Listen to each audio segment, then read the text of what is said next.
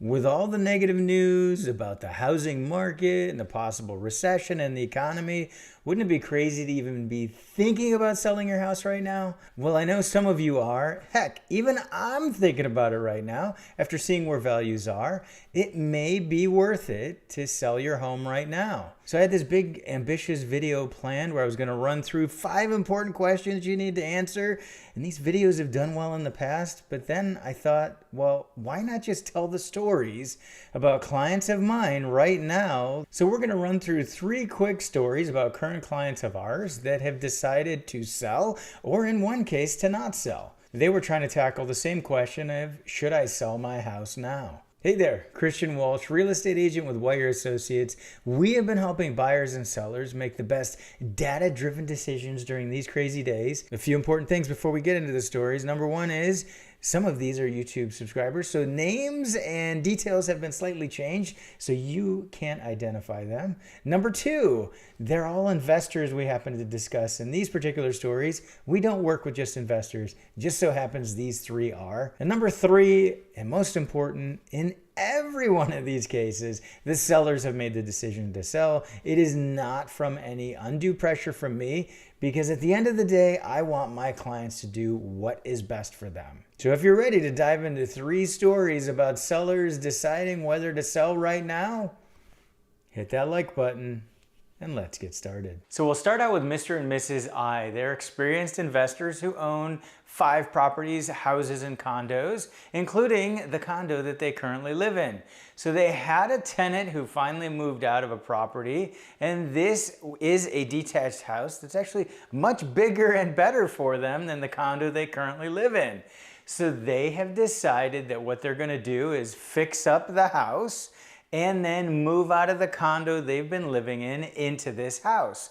Now there's some tax advantages to doing this, because the condo, which was their primary residence, they can sell and take advantage of Section 121. I've done videos on that. That's where, because it was their primary residence and they're married, they can have an exclusion of $500,000. They're going to move into the house that is an investment property, and then ultimately they'll be able to change that use to a primary residence and sell down the road if it makes sense for them. This condo that they're moving out of, because of the fact that they have the Section 121 and they don't need any more rental income, they've decided that it does make sense for them to sell. Even in this market where you're getting all the bad news, this particular instance, it does make sense. Mr. I was talking to me and saying, you know what, let's sell some of our other properties. And he used an example of another condo he has with tenants who've been in there for a long time and they're paying their rent. He's had no issues collecting their rent. They're easy tenants. And I said to Mr. I said, it doesn't make sense. When you have tenants who are paying rent, you're at a place in your life where you just want to slow down and enjoy more things. These are easy tenants. Go ahead and keep that property. It doesn't make sense to sell it and pay the taxes because he's owned it for so long. And it doesn't make sense to do a 1031 exchange necessarily, because these are such easy tenants for him. So that's an example for the same person where it does make sense to sell. They've decided to sell now. And in the case of some of their other assets, it doesn't make sense to sell. Next is Mr. H. And Mr. H is a savvy real estate investor who loves to watch the real estate market, watches a bunch of YouTube videos, including mine, and probably knows more about the real estate market than most real estate agents. He had a recent vacancy in one of his rental properties and called me up and said, hey, I'd like you to help me lease it out. So I said, sure, that's one of the services we offer. We actually had a signed lease listing agreement ready to get that thing going. And then he thought, you know what, maybe it makes sense to sell.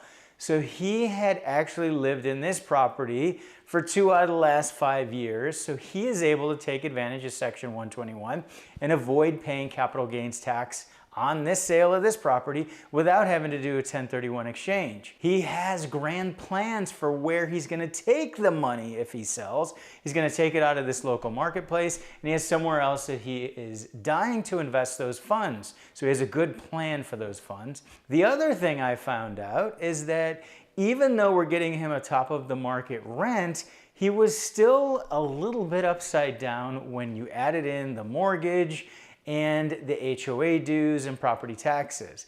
So didn't necessarily make sense for him to continue to carry the asset. So everything added up for him to go ahead and sell this property. We came up with a number that makes sense for him. We came up with a sales and marketing plan that should get him that number. But if it doesn't, we will go ahead, we'll cancel the sale listing, and we'll get the thing leased up for him. We've picked a realistic number, but there's no downside for him to at least try the market at a number that makes sense for him because he has his plan in place. Moving on to Mr. and Mrs. B, I hope you're still awake. Just one more story to go. And these are clients that I have worked with for a long time. We've done at least a dozen deals, if not more. They are getting into their golden years and they're planning ahead for the future. And one of the things they've decided that's important to them is to find their dream home where down the road they'll move in and that will be the last home that they have. And they want to enjoy that home with their family as well. So what they've decided is that they are going to sell 3 properties that they own that are single family homes that are generating rental income. They're going to do a 1031 exchange from those 3 properties into that one dream home that will meet their needs down the road. Now, of course, they got this blessed by their CPA and they're going to follow the letter of the law, but this can be done. You can do a 1031 exchange into a property and ultimately down the road move into that property. So even though the financing they have against those 3 single family homes that are rental properties are in the mid-2s, that crazy low interest rate is tough to give up, but they've decided that in order to follow through with their bigger plan, that they are going to move forward with this and they're going to sell those properties. This is an example where the master plan that they've come up with and they've had blessed by their CPA makes more sense than waiting for interest rates to change or come back down. They want to start to move forward with their plan now so that they're in the right position when they're ready to move into their dream home. And don't forget that we're real estate agents and we can help you make the decision whether it makes sense to sell or buy right now. We have a link below so you can reach out and set an appointment up with us. Do you want to hear more stories like this? And maybe you want to hear follow-up and see what happens when we get these homes on the market? Let me know in the comments below.